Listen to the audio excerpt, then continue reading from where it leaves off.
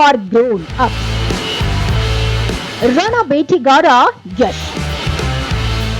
Rocking star Yash ಅಭಿನಯದ ಕನ್ನಡ ಹಾಗೂ English ಭಾಷೆಯಲ್ಲಿ ನಿರ್ಮಾಣಗೊಂಡು ಹಲವು ಭಾರತೀಯ ಭಾಷೆಗಳಿಗೆ ಡಬ್ ಆಗಿರುವ ಬಹು ನಿರೀಕ್ಷಿತ toxic a fairy tale for grown ups ಚಿತ್ರ ಇದೇ ಜೂನ್ 4ರಂದು ಜಗತ್ತಿನಾದ್ಯಂತ ತೆರೆ ಕಾಣಲಿದ್ದು ಯಶ್ ಅಭಿಮಾನಿಗಳು ಹಾಗೂ ಸಿನಿಮಾ ಪ್ರೇಮಿಗಳಲ್ಲಿ ತೀವ್ರ ಕುತೂಹಲ ಮೂಡಿಸಿದೆ. ಹಾಲಿವುಡ್ ರೇಂಜ್ನಲ್ಲಿ ನಿರ್ಮಾಣಗೊಂಡಿರುವ ಚಿತ್ರದಲ್ಲಿ ಯಶ್ ಕೇವಲ ನಾಯಕ ನಟ ಮಾತ್ರವಲ್ಲ, ಕಥೆ ಸಂಭಾಷಣೆಯ ಜೊತೆಗೆ ಬಂಡವಾಳ ಹೂಡುವಲ್ಲಿಯೂ ಪ್ರಮುಖ ಪಾತ್ರ ವಹಿಸಿದ್ದು ಒಟ್ಟಾರೆ ಚಿತ್ರದ ಅವಿಭಾಜ್ಯ ಅಂಗವಾಗಿ ಕಾರ್ಯನಿರ್ವಹಿಸಿದ್ದಾರೆ.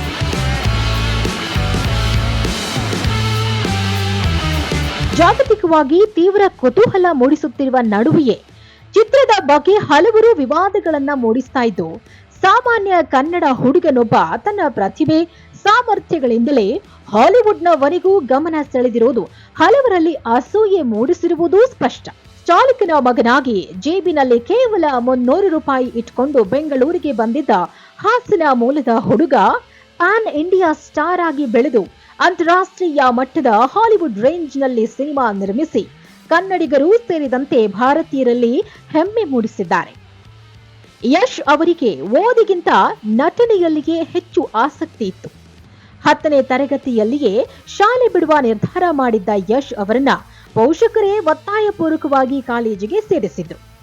ಆದರೆ ನಟನಾಗಬೇಕೆಂದು ಯಶ್ ಬೆಂಗಳೂರಿಗೆ ಓಡಿ ಬಂದಿದ್ರು.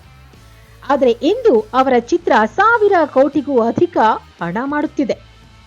ಆರಂಭದ ದಿನಗಳಲ್ಲಿ ಮೆಜೆಸ್ಟಿಕ್ನಲ್ಲಿ ಮಲಗಿದ್ದ ದಿನಗಳನ್ನ ಯಶ್ ಅನೇಕ ಸಂದರ್ಶನಗಳಲ್ಲಿ ನೆನಪಿಸಿಕೊಂಡಿದ್ದಾರೆ. ರಂಗಭೂಮಿಯಲ್ಲಿ ಕೆಲಸ ಮಾಡಿ ನಂತರ ಧಾರಾವಾಹಿಗಳಲ್ಲಿ ನಟಿಸಿ ಬರುವ ಅಲ್ಪ ಹಣದಲ್ಲಿಯೇ ಮನೆಗೆ ಕಳುಹಿಸುತ್ತಿದ್ದ ಯಶ್ ಇಂದು ಕೋಟಿ ಕೋಟಿ ಸಂಭಾವನೆ ಪಡೆಯುವ ಪ್ಯಾನ್ ಇಂಡಿಯಾ ನಟ. ಚಿತ್ರದ ಟೀಸರ್ನಲ್ಲಿನ ಅಶ್ಲೀಲ ದೃಶ್ಯಗಳು, ಧಾರ್ಮಿಕ ಭಾವನೆಗಳಿಗೆ ಧಕ್ಕೆ ಮತ್ತು ಅರಣ್ಯ ಭೂಮಿಯಲ್ಲಿ ಮರಗಳ ಕಡಿತದ ಆರೋಪಗಳಿಂದಾಗಿ ಸಿನಿಮಾ ವಿವಾದಕ್ಕೆ ಸಿಲುಕಿದೆ. ಆಮ್ ಆದ್ಮಿ ಪಕ್ಷದ ಮಹಿಳಾ ಘಟಕ ಮತ್ತು ನ್ಯಾಷನಲ್ ಕ್ರಿಶ್ಚಿಯನ್ ಫೆಡರೇಷನ್ ರಾಜ್ಯ ಮಹಿಳಾ ಆಯೋಗ ಹಾಗೂ ಸಿಬಿಎಫ್ಸಿಗೆ ದೂರು ನೀಡಿ ಟೀಸರ್ ಹಿಂಪಡೆಯಲು ಆಗ್ರಹಿಸಿವೆ. ಚಿತ್ರದ ಕಥೆಯು ಹಳೆಯ ಕಾಲದ ಗೋವಾದ ಮಾಫಿಯಾ ಲೋಕದ ಹಿನ್ನೆಲೆಯನ್ನ ಹೊಂದಿದೆ ಅಂತ ಹೇಳಲಾಗ್ತಿದೆ.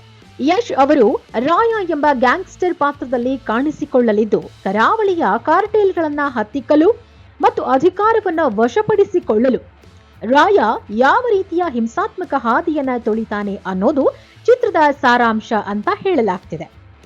ಇನ್ನು ಮಧ್ಯಪ್ರಾಚ್ಯದಲ್ಲಿರುವ ಅನಿಶ್ಚಿತ ಪರಿಸ್ಥಿತಿಯ ಕಾರಣದಿಂದಾಗಿ ಜಾಗತಿಕ ಪ್ರೇಕ್ಷಕರನ್ನ ತಲುಪುವ ಉದ್ದೇಶದಿಂದ ಚಿತ್ರದ ಬಿಡುಗಡೆಯನ್ನ ಮಾರ್ಚ್ 19ರಿಂದ ಜೂನ್ 4ಕ್ಕೆ ಮುಂದೂಡಿರುವುದಾಗಿ ಯಶ್ ಅಧಿಕೃತವಾಗಿ ಸ್ಪಷ್ಟಪಡಿಸಿದ್ದಾರೆ. 2007ರಲ್ಲಿ ಜಂಬದ ಹುಡುಗಿ ಚಿತ್ರದ ಮೂಲಕ ಸಿನಿಮಾಗೆ ಪಾದಾರ್ಪಣೆ ಮಾಡಿದ ಯಶ್ 2008ರಲ್ಲಿ ಮೊಗ್ಗಿನ ಮನಸ್ಸು ಚಿತ್ರದಲ್ಲಿ ನಟಿಸಿ ಫಿಲ್ಮ್ ಫೇರ್ ಪ್ರಶಸ್ತಿಯನ್ನ ತಮ್ಮದಾಗಿಸಿಕೊಂಡ್ರು. ಅಲ್ಲಿಂದ ಹಿಂತಿರುಗಿ ನೋಡ್ಲೇ ಇಲ್ಲ.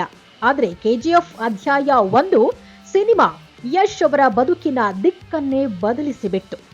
ಈ ಸಿನಿಮಾ ಅವರಿಗೆ ಕೇವಲ ಹಣ ಮತ್ತು ಹೆಸರನ್ನ ತಂದುಕೊಡ್ಲಿಲ್ಲ, ಬದಲಾಗಿ ಅವರನ್ನ ಪ್ಯಾನ್ ಇಂಡಿಯಾ ಸ್ಟಾರ್ ಆಗಿ ಮಾಡಿತು. ದೇಶಾದ್ಯಂತ ಅಪಾರ ಅಭಿಮಾನಿ ಬಳಗ ಹೊಂದುವಂತೆ ಮಾಡಿತ್ತು. ಒಬ್ಬ ಪರಿಪೂರ್ಣ ನಟನಿಗೆ ಇದಕ್ಕಿಂತ ಇನ್ನೇನು ಬೇಕು ಅಲ್ವಾ? ಯಶ್ ನಮ್ಮ ಮನೆಯ ಹುಡುಗ ಅನ್ನೋದನ್ನ ಯಾರು ಕೂಡ ಮರಿಬಾರದು. ಸಿನಿಮಾದಲ್ಲಿನ ಗರ್ವ ಯಶ್ ರನ್ನ ಈ ಮಟ್ಟದ ಅಲಂಕಾರಯುತವಾಗಿ ಮಾಡಿದೆ.